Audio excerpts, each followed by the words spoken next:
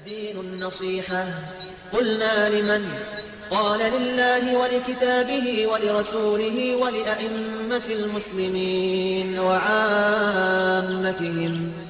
بسم الله الرحمن الرحيم. الحمد لله والصلاة والسلام ala rasulillah. Amma ba'd.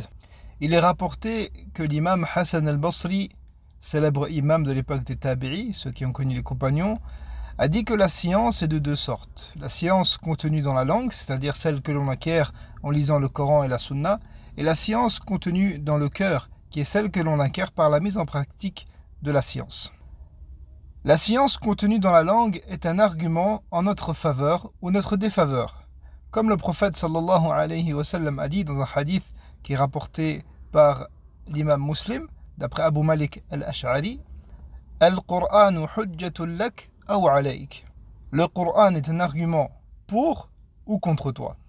Il est rapporté par les imams al-Bukhari et Muslim que le prophète sallallahu alayhi wa sallam a décrit une catégorie de personnes en disant que leur récitation du Coran ne dépasse pas leur gorge, c'est-à-dire qu'elle n'atteignait pas leur cœur. Car bien qu'ils récitent le Coran en abondance, ils n'appliquent pas les enseignements de ce Coran. Et ils agissent même en contradiction avec ces enseignements. Lorsque nous lisons dans le Coran qu'Allah voit tout, qu'il entend tout, que rien n'échappe à sa connaissance, l'application de cette science implique de s'abstenir de lui désobéir en faisant ce qu'il nous a ordonné et en s'éloignant de ce qu'il nous a interdit. Et cela fait naître dans notre cœur l'amour d'Allah, sa crainte, l'espoir de sa récompense, le fait de placer sa confiance en lui et l'envie de se rapprocher de lui, l'envie d'effectuer ce qu'il aime et de s'écarter de ce qu'il déteste. Et cela est la science contenue dans le cœur. Cela est le fruit de l'application de la science. Cela est la science utile.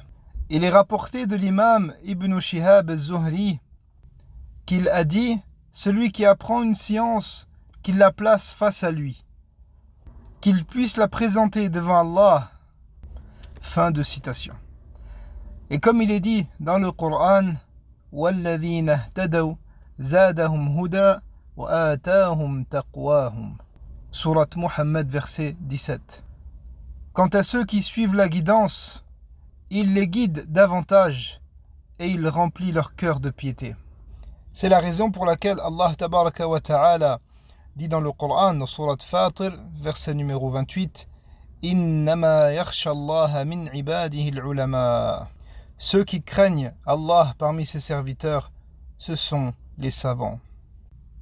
Et comme il est rapporté du prophète sallallahu alayhi wa sallam dans le sahih de l'imam Muslim, d'après Abu Huraira radiyallahu anhu, le prophète sallallahu alayhi wa sallam a dit « Inna Allah la yanzuru ila ajsamikum wa la suwarikum, walakin yanzuru ila qulubikum wa a'malikum » Allah ne regarde pas l'apparence extérieure de la personne, mais il regarde son cœur et ses œuvres.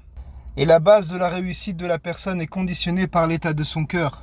Comme le prophète sallallahu alayhi wa sallam a dit dans le hadith qui est rapporté par Al-Bukhari et Muslim, d'après An-Nu'man ibn Bashir radiyallahu anhuma, Inna fil jasadi mudghah, idha salahat salaha al-jasadu kulluh, wa idha fasadat fasada al-jasadu kulluh, ala wa hiya al-qalb. Il y a dans le corps un morceau de chair. S'il est en bon état, alors tout le corps sera en bon état. Et s'il est en mauvais état, alors tout le corps sera en mauvais état. Et ce bout de chair est le cœur. هذا والله أعلم وصلى الله وسلم وبارك على نبينا محمد وعلى آله وصحبه أجمعين.